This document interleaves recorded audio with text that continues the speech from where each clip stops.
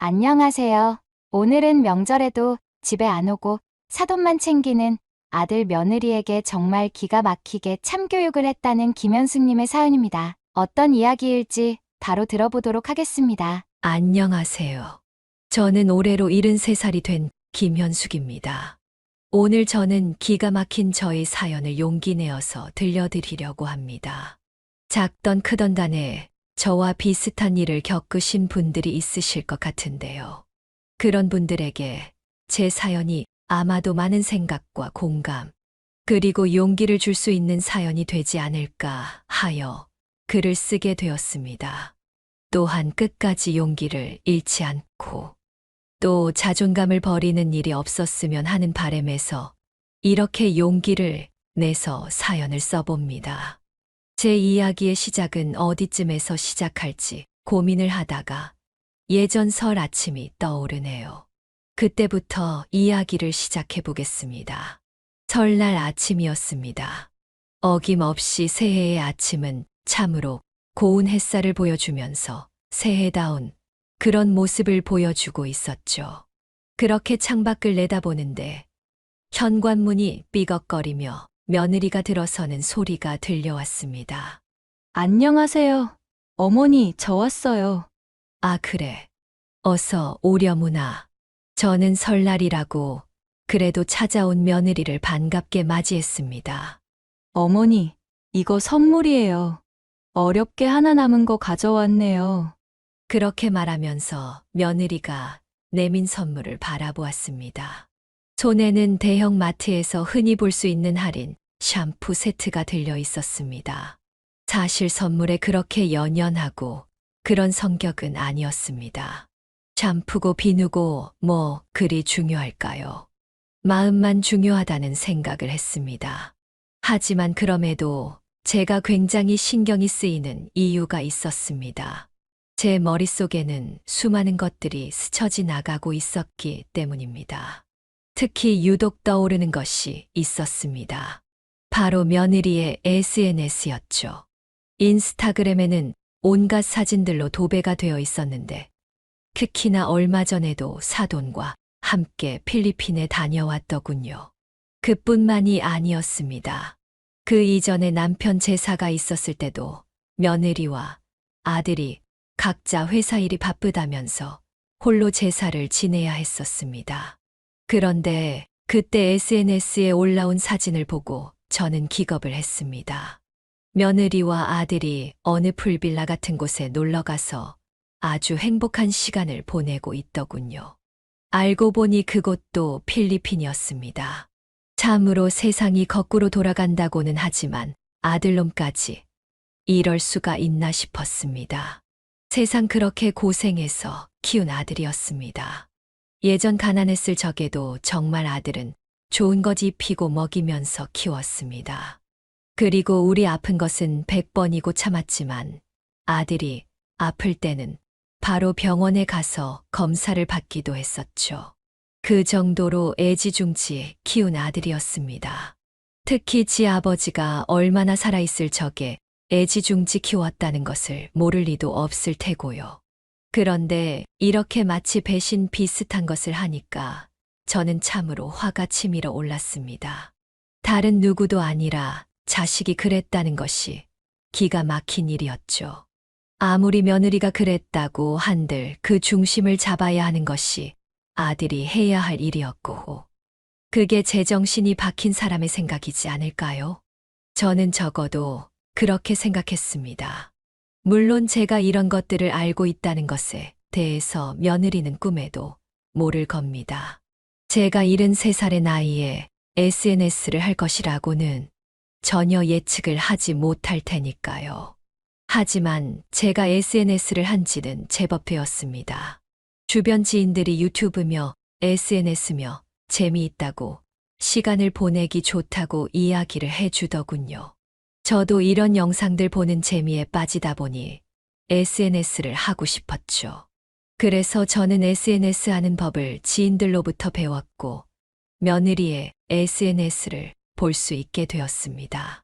물론 처음에는 괜히 남의 사생활을 훔쳐보는 게 아닌가 싶어 마음이 걸렸습니다. 하지만 대놓고 남들 보라고 올리는 것이 SNS라는 공간 아니겠어요? 그런데 며느리는 정말 세상 무서운 줄 모르고 온갖 사진들을 다 올렸습니다. 그리고 이번에도 마찬가지였습니다. 며느리는 급하게 저에게 선물을 던져놓다시피 하더니 이내 아들과 이제 그만 가봐야겠다는 이야기를 했습니다. 아니, 어딜 가는 거니? 제가 말하자 며느리와 아들은 멋쩍은 얼굴을 했습니다. 그러고는 이렇게 이야기를 하더군요. 아, 이번에 장인어른 댁도 잠깐 들리고 그냥 집에서 쉬려고요. 이 사람도 그렇고 저도 그렇고 계속 일만 해서 그런지 몸이 안 좋더라고요. 아들이 그렇게 말을 했을 때 저는 사실 속으로 분노가 일었습니다. 사실 어떤 일이 일어날지 눈에도 훤했기 때문입니다. 그렇구나. 몸이 많이 안 좋니? 제가 묻자 며느리는 눈을 피하면서 네 하고 단답을 할 뿐이었습니다. 저는 알았다고 하고 그들을 내보냈습니다. 더 이상 있고 싶지도 않아 하는 아들네 붙잡아 봤자 좋은 소리 듣지도 못할 것이 뻔했기 때문입니다. 그렇게 설날 아침 저는 홀로 식사를 했습니다. 뭐 변변히 차린 것은 없었지만 그래도 이래저래 LA 갈비와 전들은 어제 열심히 준비를 해두었습니다. 혹시나 몰라서 며느리와 아들이 먹고 갈 수도 있다는 생각을 했기 때문이죠. 하지만 안타깝게도, 아니, 예상을 했던 것처럼 아들내외는 역시나 같이 밥 한 끼를 먹지 않고 떠났죠. 이전의 추석에도 그렇고 그 전 설에도 그랬습니다. 점점 저와 명절에 함께하는 시간이 줄어들더니 이런 지경까지 와버렸네요. 한 소리를 할까 생각도 했지만 그런 싫은 소리를 해봤자 뭐 하나 싶어 참았습니다. 그래도 처음부터 이랬던 것은 아니었죠. 결혼 초만 해도 며느리와 함께 음식을 만드는 나날들도 있었습니다. 그리고 어린 손자의 재롱을 보며 행복한 시간을 보내기도 했었죠. 하지만 어느새 손자는 코빼기도 안 비치고 아예 명절에는 어딜 갔는지 소식도 없었습니다. 하기야 며느리와 아들도 이 모양일진데 손자라고 제 할미를 제대로 보러 올 생각이나 했을까 싶습니다. 처음에는 제가 너무 고리타분한 그런 시어머니인가 고민도 했습니다. 며느리가 혹시나 날 부담스러워하나. 이런 생각이 들어서 저는 더 잘해주려고 온갖 노력들을 했었습니다. 하지만 지금에 와서 보면 며느리는 그냥 저와 함께 있는 시간들이 그렇게 좋지 않았던 모양입니다. 그렇게 설 오전이 지나 점심 무렵이 되었을 때였습니다. SNS 알림이 울리더군요. 그 사진에는 아들, 며느리, 그리고 손자와 사돈네의 사진이 찍혀 있었습니다. 기가 막힌 것은 양평에 어디 리조트로 놀러가는 모습이 찍혀 있다는 것이었죠. 어쩐지 그리 아침에 오자마자 발등에 불 떨어진 것처럼 서두르더라니. 그들의 모습이 머릿속에 스쳐갔습니다. 제가 이렇게 SNS를 아무리 보더라도 며느리는 제가 보고 있는 건지 모를 겁니다. 제 아이디는 그냥 영어로 되어 있을 뿐 저를 짐작할 만한 것들은 하나도 없으니까요. 저는 속에서 답답함이 밀려왔습니다. 아들을 잘못 키웠다는 생각도 들고 또 며느리에 대한 서운함이 점점 커져 이제는 괘씸함이 되어가고 있는 상황이었습니다. 그리고 고민을 하고 있었던 것에 대해서 결론을 내릴 때가 왔음을 직감했죠. 이제는 더 이상 남을 위한 삶이 아니라 날 위한 삶을 살아야겠어. 이런 생각이 머릿속에 또 한 번 스쳐갔습니다. 늦깎이 나이였지만 더욱 늦은 나이일수록 나만의 삶을 살아야 하지 않을까. 남편의 긴 시간 병수발을 다해가며 장사를 해왔던 저였습니다. 그리고 남편이 세상을 떠난 뒤에는 아들을 키우기 위해서 온갖 노력을 다했죠. 정말 그때는 장사하는 것 외에도 남이 집 설거지까지 해주면서 안 해본 일들이 없었을 정도였습니다. 그때 고생을 하면서 두꺼워지고 검게 변한 손가락 마디는 아직도 돌아오질 않습니다. 병원에 갔더니 너무 많이 사용을 해서 퇴행성 관절염이 온 것이라고 하더군요. 속이 상했고 슬펐지만 괜찮았습니다. 아들을 건사하게 키우느라 얻은 상처이기에 괜찮았습니다. 하지만 결국 시간이 지나서 이런 상황이 되니 억장이 무너지는 것 같은 것은 어쩔 수 없는 일이었습니다. 저는 이문동에 있는 골목 어귀에서 오랜 시간 식당을 운영해 왔습니다. 올해로 무려 40년이나 되었으니 제 인생의 대부분을 그곳에서 보냈다고 해도 과언은 아닙니다. 물론 처음부터 장사가 잘 된 것은 아니었습니다. 정말 돈이 없어서 가게를 문 닫고 잠깐 근방의 식당에서 서빙도 하고 설거지도 하면서 살았던 시절도 있었습니다. 하지만 그렇게 1년, 2년, 5년 그렇게 버티다 보니 어느새 제 음식 솜씨도 늘고 또 지역의 노포 식당으로 자리를 잡으면서 사람들이 자주 찾는 그런 곳이 되었습니다. 저희 식당에서는 머릿고기와 돼지국밥을 판매하고 있습니다. 다만 며느리는 이런 저의 모습을 싫어한다는 것을 눈치채고 있었습니다. 어머니, 이런 식당 왜 이렇게 집착하세요? 어느 날 며느리가 했던 말이었습니다. 사실 자기는 머릿고기 같은 거 잘 못 먹는다고 말하면서 비위가 상한다는 이야기를 하는 것이었습니다. 물론 사람들 중에는 못 먹는 음식이 있을 수 있기 때문에 그러려니 했지만 며느리는 은근히 식당을 하고 있는 저를 무시하는 느낌을 보여주었죠. 참으로 답답한 것은 아들은 그걸 또 농담이랍시고 옆에서 거들고 있다는 것이었습니다. 세상에 아무리 그래도 남이라도 이런 식으로는 굴지 않을 것 같은데 어찌 이럴 수가 있는지 기가 막혔습니다. 처음에 며느리를 아들이 데려와서 결혼할 사람이라고 했을 때는 참으로 마음에 들었습니다. 왜냐하면 참하고 정말 예의 바른 그런 모습을 보여줬었기 때문이었습니다. 그런데 어느덧 시간이 흐르자 본색이 드러나는 것이었습니다. 그러면서 사돈과 저를 종종 비교하기도 했습니다. 사돈은 대학 교수 출신이라고 하더군요. 그러면서 지금은 쉬고 있지만 교수를 할 적에 늘 존경받는 인물이었다, 어쨌다, 그런 이야기들을 했습니다. 한 번은 아들에게 이런 이야기를 했었습니다. 예, 며느래기 말이다. 아무리 그래도 그렇게 내가 장사하는 거에 대해서 막 이야기를 하는 게 어렵지도 않다든. 아들은 제 이야기를 듣고 무슨 말이냐는 듯 의아한 눈으로 쳐다보았습니다. 아니, 장사를 해도 내가 하는 거고 안 해도 내가 안 하는 거지. 굳이 장사를 해야 하느니 말아야 하느니 그런 이야기를 매번 하는 거냐. 저는 솔직한 불만을 이야기했죠. 점잖게 이야기를 하긴 했습니다만 솔직히 그동안 속이 많이 상한 부분들이 많았습니다. 그러자 아들이 하는 말이 가관이더군요. 솔직히 엄마, 그 장사 좀 그런 건 사실이잖아요? 어릴 때 나 맨날 거기 가면 술 먹은 사람들 있고 복잡하고 냄새나고 나도 엄마 장사 그만했으면 해요. 뭐라고? 제가 분노하자 아들은 태도를 바꾸었습니다. 아니, 엄마 힘들까봐 그러는 거죠. 그리고 엄마도 뭐 장모님처럼 이제 은퇴하고 여기저기 국내 여행이라도 좀 다녀보면 어때요? 해외는 못 가더라도 국내도 볼 것도 많은데 아들이 말했습니다.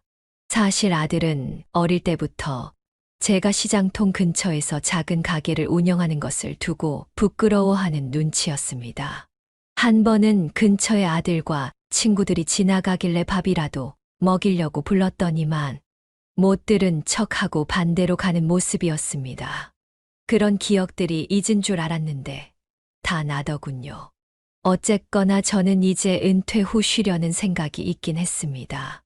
물론 당연히 며느리나 아들의 그런 이야기 때문이 아니라 점점 힘에 부치는 것이 사실이었기 때문입니다.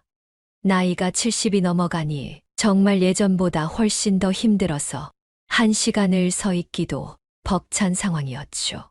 그러다 하루는 동창이 저희 가게를 찾아왔습니다. 제 국밥과 함께 차린 음식들을 먹더니 옛날 생각이 난다고 웃더군요. 옛날에 초등학교 시절에 함께 지내던 친구였습니다. 그 친구는 집이 잘 살아 이후에 대학까지 가서 유명한 프랜차이즈 회사의 대표가 된 친구였습니다. 살아가는 길은 크게 다르더라도 또 가진 돈의 크기가 많이 달라고 추억을 공유하는 친구라는 입장에서, 그리고 함께 음식에 대해서 이야기를 나눌 수 있다는 점에서 참으로 소중한 친구였습니다. 그런 동창이 어느 날 이런 이야기를 했습니다. 내가 가진 건물과 음식하는 능력을 이용해서 뭔가를 해보면 어떨까? 놀랍게도 이런 이야기를 한 것입니다. 저는 상상도 못한 일이었습니다. 제가 오랫동안 음식 장사를 해온 것은 사실이었습니다. 하지만 제가 감히 사업을 하고 또 음식을 가지고 뭘 하고 이런 것은 생각지도 못한 일이었습니다. 그렇기 때문에 친구에게 이야기를 했죠. 나는 그런 거 못해. 지금 이것도 힘들어서 겨우 하는데 이 나이에 와서 뭘 더 하라고 하면 힘들어서 아무것도 못할 것 같다. 이렇게 이야기를 했더니 친구가 웃더군요. 그러니까 하는 말이야. 언제까지 이렇게 일선에서 힘들게 장사를 할 건데. 너도 나처럼 프랜차이즈를 크게 하라는 게 아니라 내 아이디어랑 사업 노하우 같은 걸 합쳐서 뭔가를 해보자는 거지. 너는 그 식당의 대표를 하는 거고. 친구가 그리 말했지만 저는 한사코 사양을 했죠. 하지만 친구는 포기하지 않고 진짜 생각 있을 때 연락을 하라고 저에게 이야기를 했습니다. 저는 핸드폰을 켰습니다. 그리고 친구에게 문자를 보냈죠. 승낙의 메시지였습니다. 또한 아들에게는 이후에 이렇게 이야기만 해두었습니다. 아마도 식당 그만할 것 같다고요. 그랬더니 아들은 기뻐하면서 이런 이야기를 하더군요. 그 부지는 정리하면 얼마나 나온대요? 거기 옛날 식당들 있는 자리라 돈은 많이 안 나올 것 같은데? 그 돈으로 뭐 할 생각 있어요? 아들이 이렇게 이야기를 했습니다. 아들은 아마도 제게 식당을 그만두라고 했던 것이 제가 평생 돈을 벌어서 샀었던 그의 식당 부지에 돈을 원했던 것 같습니다. 참으로 화가 나고 속상한 일이었지만 저는 마음을 다잡았습니다. 그리고 얼마 뒤 친구에게서 연락이 왔죠. 그래, 잘 생각했다. 그 자리에 뭔가를 한다는 게 엄청 도전적인 일일 수도 있어. 하지만 요즘은 다 레트로야. 옛날 것들이 인기를 얻는다고. 그런 의미에서 그 자리나 느낌이 너무 좋아. 내가 사업적으로 검토한 다음에 연락을 줄게. 친구의 말에 저는 큰 용기를 얻었습니다. 그리고 며느리한테도 연락이 오더군요. 어머니, 그 식당 이야기 이희에게 들었어요. 그 부지 어머님 파시면 저희 집에 좀 보태주시면 안 돼요? 안 그래도 집을 새로 이사하려고 찾아보는데 몇 척 정도가 부족했는데 마침 어머님 식당을 파신다고 하니까 저는 더 들어볼 필요도 없다는 생각이 들었습니다. 미안하구나. 내가 다음에 연락하마. 지금 좀 일이 있어서. 그렇게 말하고는 저는 확답을 주지 않은 채 통화를 끊었습니다. 저는 며느리와 또 아들에게 제대로 된 참교육을 해주고 싶었습니다. 그리고 정신이 번쩍 들도록 만들어주고 싶었죠. 동창이 그 뒤 한 며칠이 지났을 무렵에 바로 연락이 왔습니다. 뭐야? 사업 검토해 본다면서.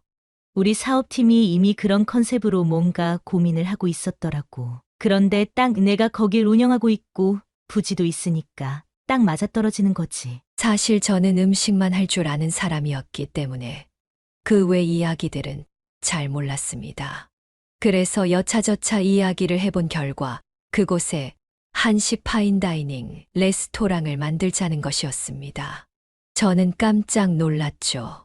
파인다이닝 레스토랑이라는 것을 저도 알게 된 것은 얼마 되지 않았습니다. 요즘 TV에 셰프들이 많이 나오니 그들이 하는 음식들이 고급 레스토랑에서 나오는 그런 음식들이라는 것을 알게 되었죠. 그런데 저보고 그런 것을 하라고 하니 깜짝 놀랐죠. 그거 나보고 하라는 이야기 맞지? 맞아. 그거 별거 어려운 거 아니야. 너 지금 30년이나 그 힘든 식당을 운영해왔으면서 뭐가 어렵고 힘들다고 그래? 아니, 아예 분야가 다르니까. 다른 건 우리 회사 셰프들이 보좌를 해줄 거고, 너는 메인 음식들만 신경 써주면 돼. 그리고 익숙해지면 장담한다. 너는 누구보다 잘 될 거다. 이 나이에 잘 돼서는 뭘. 요즘 100세 시대 아니야? 너 앞으로도 30년은 더 남았다. 친구와 이야기를 나눈 뒤 저는 결심을 했습니다. 파인다이닝을 통해서 새로운 인생을 찾아보겠다는 그런 생각을 했죠. 솔직히 말하면 늘 식당을 하면서도 더 많은 음식을 해보면 어떨까? 또 이런저런 것들을 배워서 할 수 있다면 어떨까? 이런 고민들이 많았습니다. 고민이라기보다는 막연한 그런 생각들이었습니다. 꿈이라고 하기에는 너무 거창한 것 같았고, 또 그냥 어느 정도의 희망이라고 말하는 것이 알맞을 것 같았습니다. 어쨌거나 그런 희망을 동창을 통해서 이룰 수 있다고 생각을 하니까 정말 기분이 좋았죠. 다만 그 준비 과정이 녹록치는 않았습니다. 일단 식당의 컨셉부터 시작해서 다양한 부분에 내 의견이 필요했습니다. 동창은 알아서 다 해준다고 해놓고서는 사실 제가 이런 걸 주도해야 한다면서 다 일일이 모든 부분에 절 투입시켰죠. 그때야 사람들이 사업 하나를 성공시키기 위해서 얼마나 노력을 하는지 깨달을 수 있었네요. 그리고 중간중간 며느리와 아들이 집에 찾아오기 시작했습니다. 평소에는 코빼기도 보이지 않는 애들이 집에 찾아온 것 자체가 굉장히 이상한 일이었죠. 어머니, 저희들 왔어요. 엄마, 우리 왔어요. 저는 손에 뭔가를 바리바리 싸들고 온 모습이 익숙치가 않았습니다. 그리고 며느리는 갑자기 능청스럽게 제 옆자리에 앉아서는 이런저런 이야기를 했습니다. 그리고 달백숙을 해왔다면서 그것까지 냄비를 알아서 꺼내고 하는 것이 아니겠어요? 저는 얘네들이 뭘 잘못 먹었나 싶었습니다. 하지만 역시나는 역시나였죠. 그 목적이 있었기 때문입니다. 엄마, 그 땅이랑 건물 같은 거 알아봤어요? 얼마나 나온대요? 그거 식당 안 하면 팔 거죠? 아들의 이야기에 저는 머리가 지끈거렸습니다. 그리고 여기에 며느리도 한수를 더 떴죠. 어머니 이 집도 있으시고 노후는 다 준비가 되었는데 식당 팔고 나면 그 돈으로 뭐 하실 것 있어요? 노후 준비가 다 되었다는 말에 웃음이 났습니다. 노후 준비라는 게 집 하나 있다고 다 되는 것이 아닌 것을 뻔히 알면서도 그런 이야기를 하는 것이었죠. 만약 식당 일을 하지 않으면 지금 조금 모은 돈 그걸로 1년 정도를 아껴서 살면 끝이었습니다. 그동안 아들 결혼하는데, 집 사는데 보태준 돈도 한두 푼이 아니었었죠. 사실 제가 모았던 상당 부분의 재산은 아들이 남부럽지 않게 결혼하는데 다 쓴 상태였습니다. 그런 것을 아들과 며느리도 잘 알고 있을 텐데 저런 이야기를 하는 것이 진짜 돈 욕심이 끝이 없구나라는 것을 깨닫게 만들었죠. 하지만 저는 따로 뭔가를 더 이야기하지는 않았습니다. 어차피 나중에 가면 알게 되겠지만 저는 저만의 방식으로 아들네에게 아직 내가 살아있고 나는 나의 삶을 살아갈 것이라는 것을 보여주고 싶었죠. 그래서 저는 더욱 열심히 레스토랑 사업을 준비하는데 힘을 썼습니다. 레스토랑을 만드는 것 자체도 몇 개월이 걸리는 일이었지만 그 과정에서 메뉴부터 시작해서 모든 서비스들까지 준비하는데 정말 3개월을 밤낮 없이 준비를 했었던 것 같습니다. 물론 그런 상황에서 저는 체력적으로 힘든 부분들이 많았지만 그래도 견딜 수 있었습니다. 너무 재미있었기 때문이죠. 만약 이런 길이 있다는 것을 알았다면 더 빨리 도전해 볼 걸, 이런 생각까지 들 정도였습니다. 그리고 4개월, 5개월 정도 지났을 무렵이었습니다. 드디어 제대로 된 레스토랑이 가오픈을 하게 되었죠. 정식 오픈은 아니었지만 그래도 사람들의 이목을 끌기에는 충분했습니다. 저는 이곳에 그렇게 많은 사람들이 레스토랑을 좋아할 줄 몰랐습니다. 그동안 평생 국밥이랑 수육 같은 것만 팔아왔기 때문에 늘 그 사람들이 그 사람이라고 생각한 것이 큰 착각이었죠. 특히 SNS를 통해서 저희 레스토랑은 홍보가 많이 되기 시작했습니다. 그래서 어느덧 오픈한 지 2주차가 되자 지역 사람들이 꼭 한 번씩은 오고 싶어 하는 그런 곳이 되어 가고 있었죠. 저는 그곳에서 수셰프로 일을 했습니다. 파인다이닝 레스토랑이라는 것은 많은 요리사들이 함께 협업을 하는 것입니다. 그래서 예전과는 일하는 방식이 많이 달라서 힘들었는데요. 하지만 또 동창이 많이 도와주기도 했고 하다 보니까 금방금방 느는 측면들도 있더라고요. 그래서 그렇게 일을 하다 보니 몇 주 만에 능숙해졌죠. 저는 제 국밥 등을 현대식으로 표현을 한 요리들과 더불어 고급 고기들을 다양한 재료를 활용해 삶아서 대접하는 특별한 수육을 선보였습니다. 기존에 제가 하던 것은 박리담회식 장사였다면 이것은 거의 어릴 적 그림을 그리는 것과 비슷한 작업이었죠. 맛 하나, 모양 하나에도 무척 신경을 쓰고 완벽을 추구해야 했습니다. 그렇게 오픈하면서 자리를 잡게 되었고, 저는 밖에 나와서 종종 손님들을 맞이했습니다. 어머, 김씨 아녀? 어떻게 여기 있어? 이 요리사 복장은 뭐고? 동네 아는 지인들이 레스토랑에 줄을 서 있다가 문 앞에서 대표 셰프로 인사를 하는 저를 보면서 놀라며 말했습니다. 그렇게 됐어요. 앞으로 많이 찾아와 주세요. 저는 친절하게 동네 지인들을 안내했습니다. 그렇게 저는 저희 사업에만 집중을 했습니다. 그 뒤로 다른 것들은 거의 신경 쓰지 않았죠. 처음으로 제인 인생에 온전히 저에게 집중할 수 있는 그런 시간을 가지는 것 같았습니다. 그런데 놀랍게도 얼마 뒤에 휴대폰 알림을 보다가 특이한 것을 하나 발견했죠. 며느리의 SNS에 하나 태그가 올라온 것인데요. 바로 제 레스토랑이었습니다. 아마도 그 위치가 제가 하고 있었던 가게인 줄 모르고 있었던 모양이었습니다.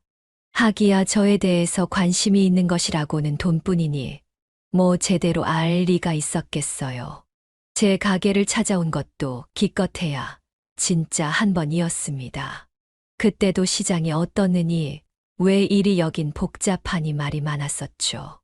그러니 제 가게가 어디에 있는지도 모르는 것이 분명했습니다. 게다가 SNS에 이렇게 이야기를 썼더군요. 요즘에 가장 핫한 식당이라고 하면서 사돈과 함께 같이 가기로 예약을 했다고요. 저는 예약한 날짜를 확인했습니다. 그리고 시간이 흘러서 결국 그날이 왔습니다. 저는 며느리에게 제 진면모를 제대로 보여주고 싶다는 생각을 했습니다. 며느리가 방문을 했더군요. 사부인을 모시고 즐거운 모습이었습니다. 저는 주방에서 최선을 다해서 요리를 했습니다.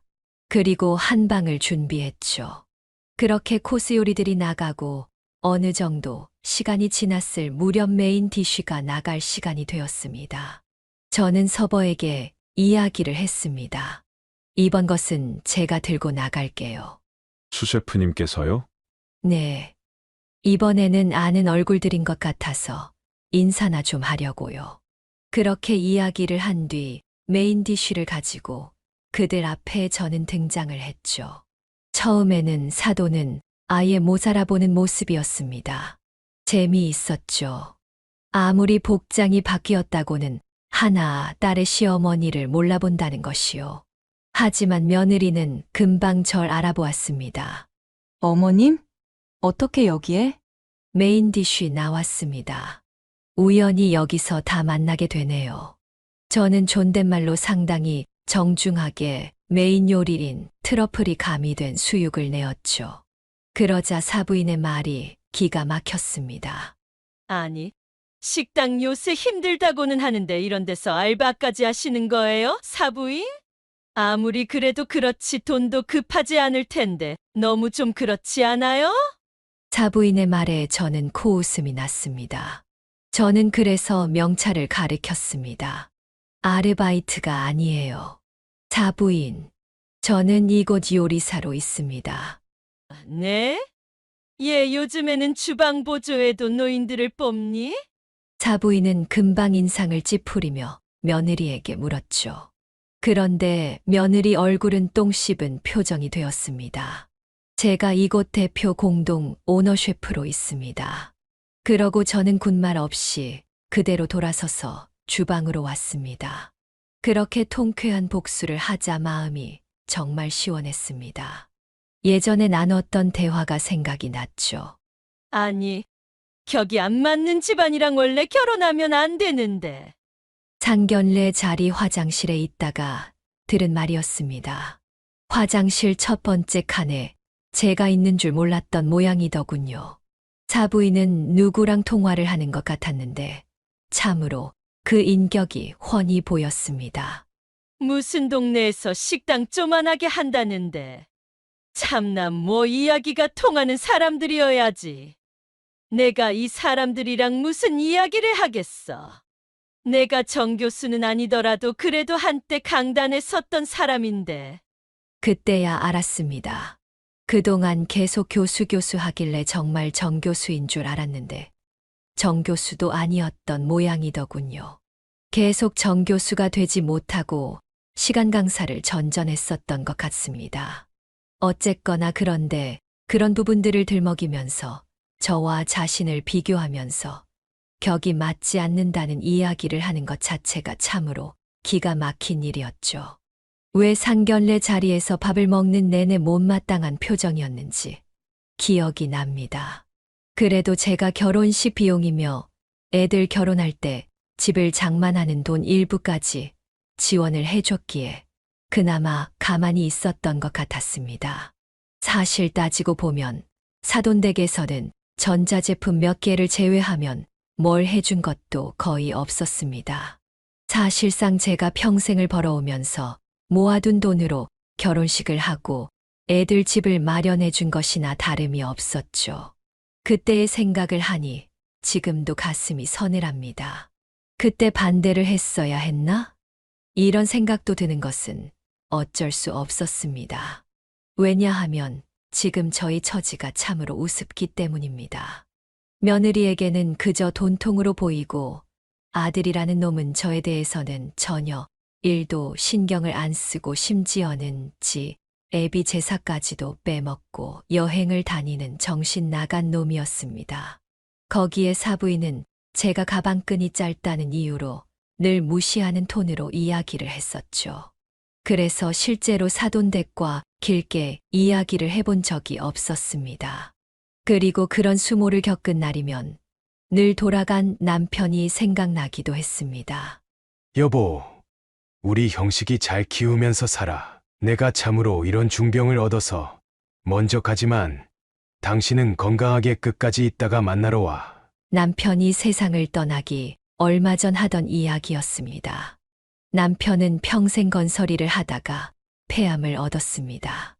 의사의 말로는 아무래도 먼지가 많은 현장에서 일을 하다 보니 폐암이 온 것이 아닌가 이런 의심을 했죠.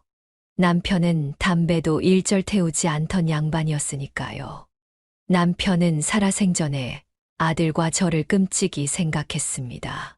다만 그만큼 엄한 부분도 있었는데 자식이 잘못된 길로 가려고 하면 정말 엄하게 꾸짖어서 제자리로 돌려놓고는 했었습니다.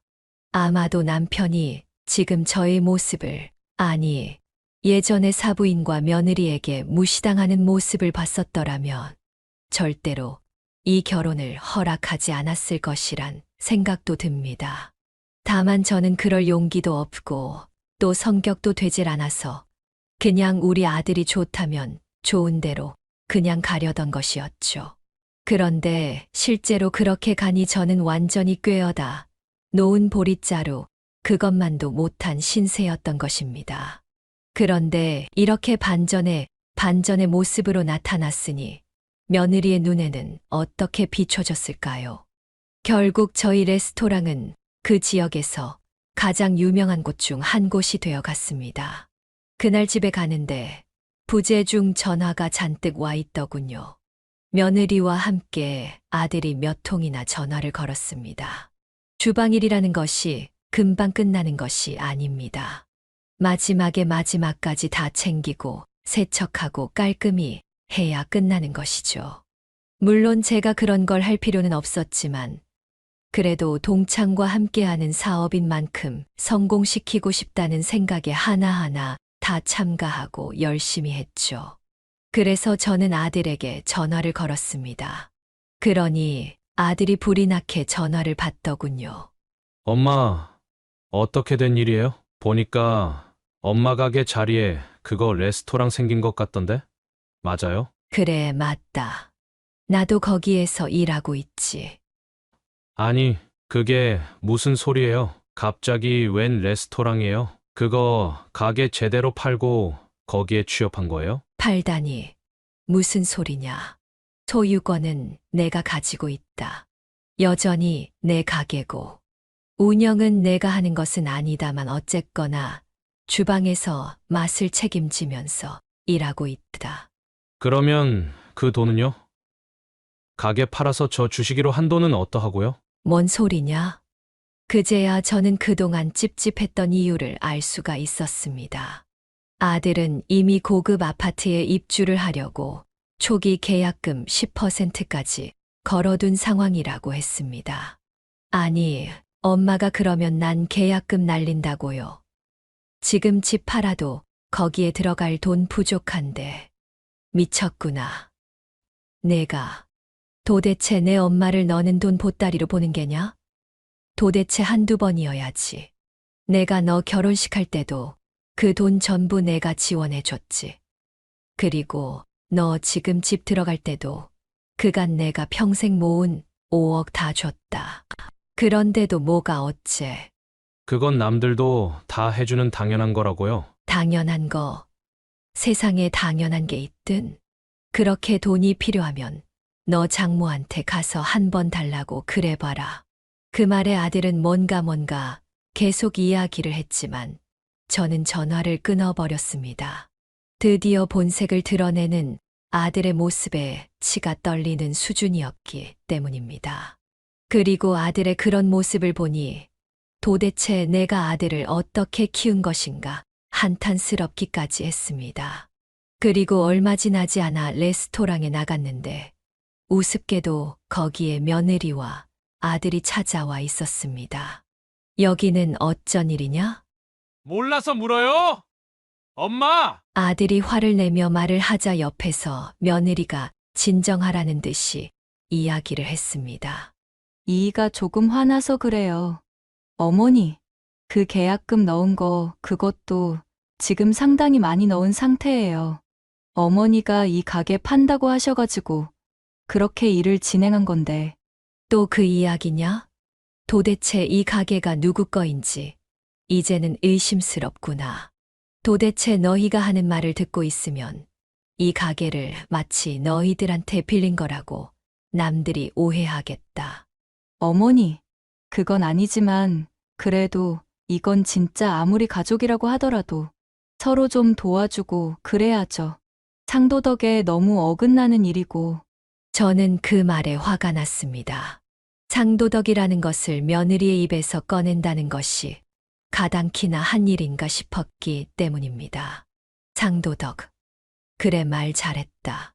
너희들 추석이고 설날이고 내 아버지, 너의 시아버지, 그리고 내 남편의 납골당 몇 번이나 갔어.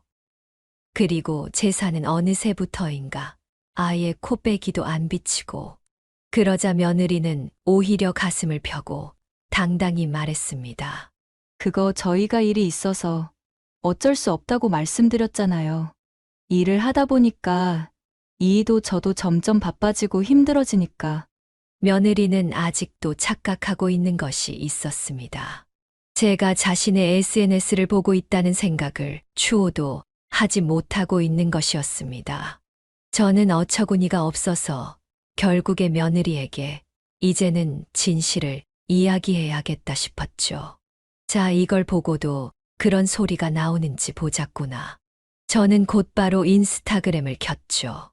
그리고 3년 전부터 쭉 설날 추석 그리고 기념일이나 제사가 있을 때 뭐를 했는지 하나씩 이야기를 해줬습니다.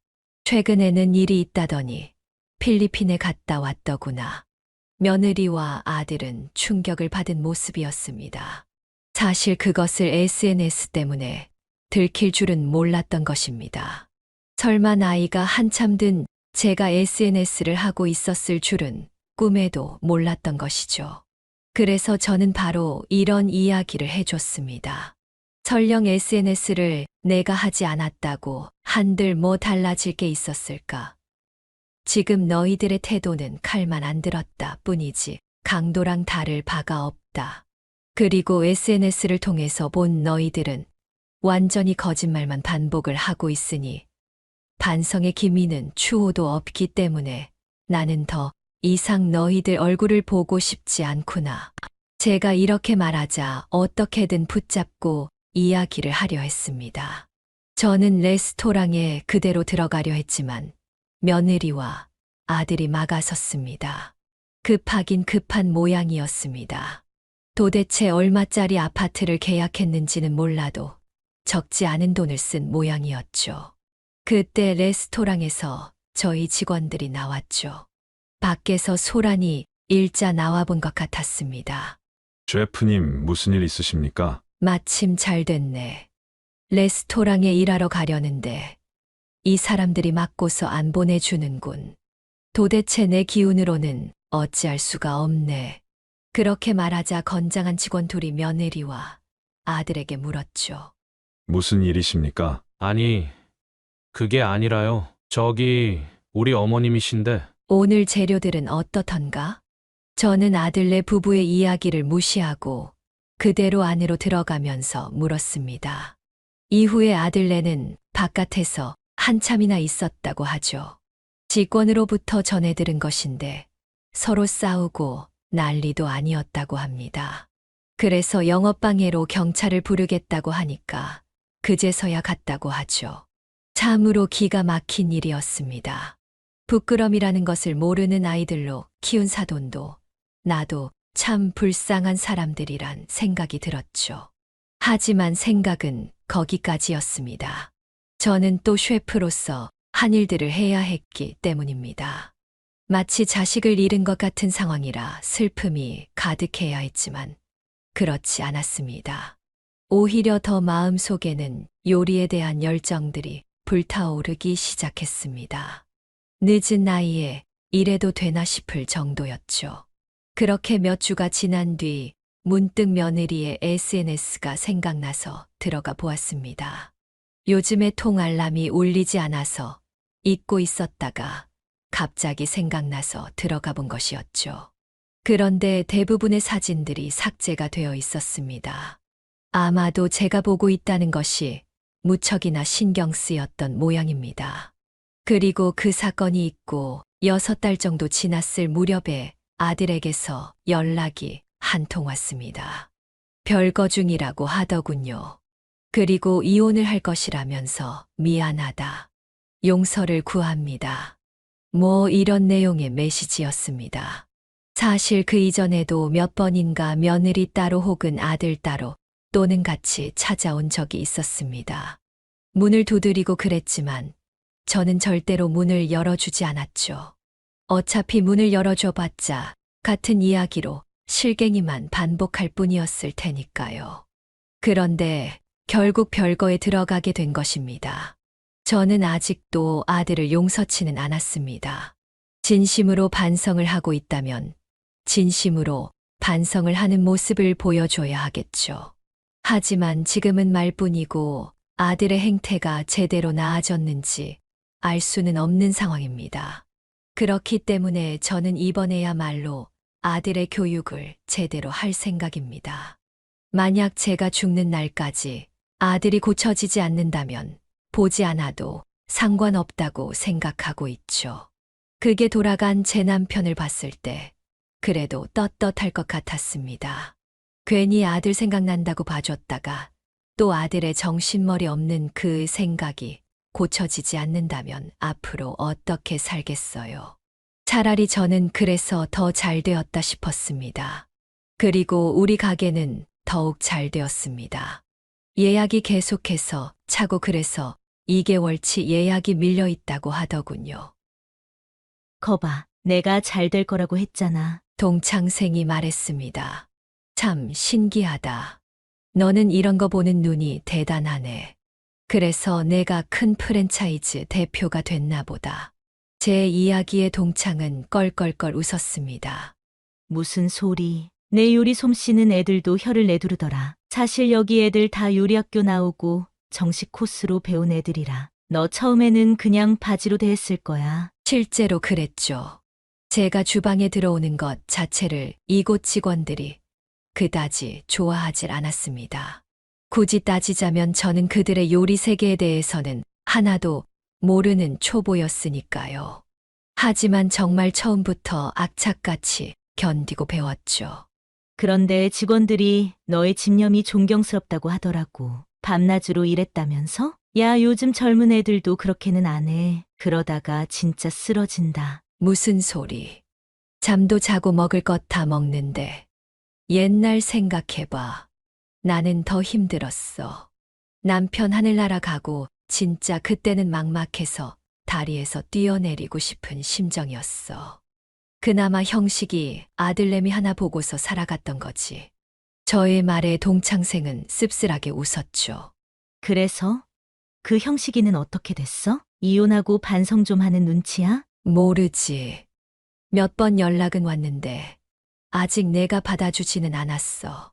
적절할 때 그냥 모시기는 척하고 받아줘. 걔도 얼마나 힘들 거야. 이혼도 해. 거기에 뭐 재산도 날린 것도 있다면서. 모르지. 아파트 계약이니 뭐니 하더니만 실제로는 어디다가 돈 투자를 잘못해가지고 그거 한다고 그렇게 돈 달라고 아우성 치던 거였더라고. 이제 와서 이 실직고 하는 문자를 보내더라. 참 애들은 애들이야. 세상에 일확천금 같은 거 없는데 말이야. 그렇지. 애들은 애들이지. 그렇게 동창생과 이야기를 하면서 아들에 대해서도 다시 한번 생각해보게 되었죠. 세상을 살다 보면 참으로 별의별 일들이 다 있습니다. 특히나 그 중에서도 내가 견디기 힘들 정도로 큰 고난들은 세상이 무너질 것처럼 쓰나미로 다가옵니다. 저는 어릴 적 가난한 집에서 태어나 안 해본 일이 없을 정도로 노력을 했었습니다. 그때도 진짜 죽을 만큼 힘들었는데 이후 남편을 만나 결혼을 해서 잠시 괜찮은가 싶기도 했었죠. 그런데 솔직히 말해서 그때도 장사를 하느라 먹고 사는 일이 참으로 버거웠었죠. 그러다가 남편이 세상을 떠난 뒤 몰아닥친 일들과 아이에 대한 생각들은 진짜 괴로웠습니다. 그때는 무슨 정신으로 살아갔는지 모르겠습니다.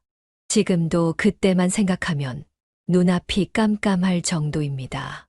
다행스러운 점은 그래도 제 음식을 찾아주는 분들이 있었기 때문에 버틸 수 있었다는 것이죠. 지금은 제가 진짜 음식 만드는 일을 좋아한다는 것을 깨닫고 늦은 나이에 꿈을 이뤄가고 있다는 것도 참으로 다행스럽습니다. 그리고 며느리에 대한 소식도 은연중에 아들이 문자로 해줘서 알게 되었는데요. 며느리는 이혼 후 이민을 간다 뭐한다 난리를 치다가 결국에 장모랑도 사이가 틀어진 것 같다라는 그런 문자를 보내왔습니다. 참으로 기가 막힌 노릇이었죠. 저는 이제 슬슬 아들을 어떻게 대해야 할까 고민을 하고 있습니다. 사실 예전이라면 벌써 아들을 집에 들여서 밥도 해먹이고 했을 텐데요. 지금은 아직도 고민이 많습니다. 아직도 철이 들지 않은 아들인 것 같아서 매섭게 교육을 하리라고 생각을 하는데 다 큰 아들을 때려서 가르칠 수도 없는 노릇이고 방법을 잘 모르겠네요. 다만 제가 세월과 세상을 통해 배웠던 것처럼 아들도 그런 부분을 통해서 철이 들어가지 않을까 싶습니다. 또한 지 애비한테도 잘할 수 있는 그런 시간들도 남아있죠. 얼마 전에 남편이 갑자기 그리워서 납골당에 다녀온 적이 있었습니다. 그런데 갔더니 꽃이 남편의 납골당 칸에 놓여 있더라고요. 평범한 날이었기 때문에 누가 다녀갔나 싶었습니다. 생각을 해보니 아들이 다녀가지 않았을까 싶어요. 남편이 살아생전에 해바라기를 좋아했었습니다. 돈이 많이 들어오는 행운을 가져다 주는 꽃이라고 집에다가 해바라기 그림을 꼭 어디에서 구해다가 촌스럽게 걸어두고는 했었죠. 그걸 아는 것은 저와 아들뿐인데 아마도 그것을 아는 아들이 작은 해바라기 조화를 하나 구해다가 놓은 것이 아닌가 싶었습니다. 저는 그것을 보고서 이제는 아들이 서서히 돌아오고 있구나 싶었죠. 어쩌면 이제는 제대로 부모가 어떤 존재인지 깨닫는구나 이런 생각이 들었습니다. 여러분들은 이런 상황에서 어떻게 대처를 하실까요? 저 같은 경우 레스토랑이 크게 성공을 하면서 다행히 아쉬운 소리를 하지 않을 수가 있었습니다. 다만 만약 레스토랑이 잘 되지 않았다면 저는 저 나름대로 참 힘든 시간이 있었지 않았을까 싶기도 합니다. 그럴 때 아들에게 아쉬운 소리를 하게 되는 상황이었다면 아마도 그 식당 자리 팔고서 아들에게 얹혀 사는 그런 신세일지도 모르겠죠. 그렇게 생각하니까 또 아찔한 그런 생각도 드네요. 하지만 꼭 죽으라는 법만은 없는 것이 동창의 제안으로 그게 성공을 하면서 기가 막히게 뭔가 모든 것들이 제자리로 돌아오는 그런 기회가 만들어지게 되었습니다. 그래서 참으로 요즘에는 감사하다는 생각을 합니다. 그리고 며느리에 대한 미움도 어느 정도는 옅어지는 것 같습니다. 그 아이도 아마 많은 심적인 고민들이 있었지 않았을까 그런 생각도 들더라고요. 전 사돈이 워낙 성격이 모났었던 느낌이었기 때문에 그런 사돈 밑에서 제대로 사랑이나 받았을까 또 교육을 받을 수 있었을까 이런 생각까지 들었습니다. 어쨌거나 이제는 남의 일이 되어버렸지만요. 저는 오늘도 출근을 합니다. 새벽같이 출근을 해서 또 늦게까지 일을 하고 퇴근을 하죠. 물론 매일 이렇게 일하지는 않습니다. 그저 어느 정도 체력이 받쳐주는 한에서 이제는 주에 3일, 4일 정도만 일을 합니다. 동창생이 정말 그러다 큰일 난다고 말린 것들도 있었고요. 또 이제는 제가 생각하고 구상한 음식들을 남은 직원들이 정말 잘 만듭니다. 저보다도 어떤 면에서는 더 잘 만드는 것 같아요. 그래서 이제는 좀 한숨을 돌리고 일을 하고 있는 것이죠. 이 사연을 듣고 계시는 여러분들도 아마도 많은 사연들이 있으리라 생각합니다. 살다 보니까 다들 가슴에 한 자락의 사연은 있는 것 같더라고요. 사연 없이 사는 사람은 단 한 사람도 보지 못한 것 같습니다.